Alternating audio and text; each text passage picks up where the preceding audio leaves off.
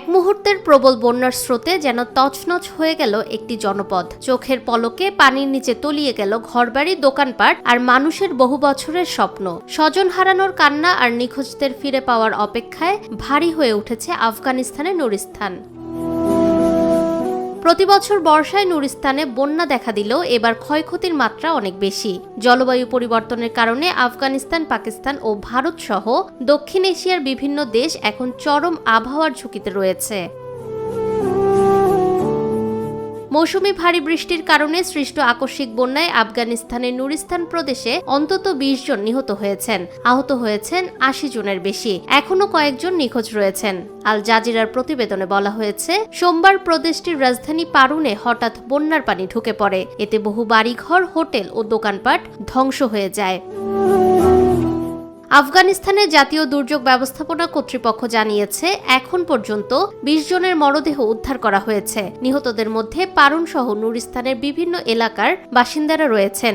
গভর্নরের কার্যালয় জানিয়েছে, নিখোঁজদের মধ্যে পারুনের মেয়র ও কয়েকজন সরকারি কর্মকর্তাও রয়েছেন। তাদের সন্ধান ও মরদেহ উদ্ধার অভিযান অব্যাহত রয়েছে। স্থানীয় বেসরকারি সংস্থা সপৌলের প্রধান আশিকুল্লাহ শাফি এএফপিকে জানান, আকস্মিক বন্যায় পারুনের পৌর এলাকা প্রায় পুরোপুরি ধ্বংস হয়ে গেছে। প্রবল স্রোতে শহরের বিভিন্ন স্থানে ছড়িয়ে রয়েছে বিশাল পাথর ও ধ্বংসস্তূপ। পর্যাপ্ত উদ্ধার সরঞ্জাম না থাকায় স্থানীয়রা নিজেদের উদ্যোগে ধ্বংসস্তূপ সরিয়ে নিখোঁজদের খুঁজছেন।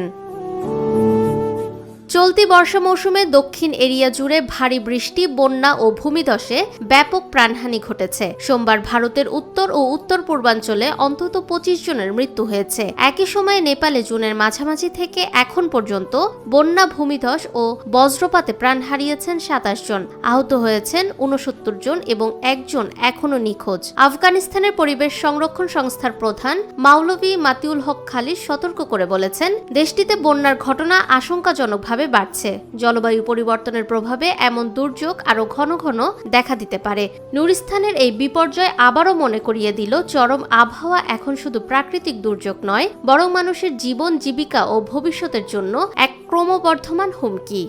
ফাহমিদা বিনতে আনোয়ার, নিরপেক্ষ।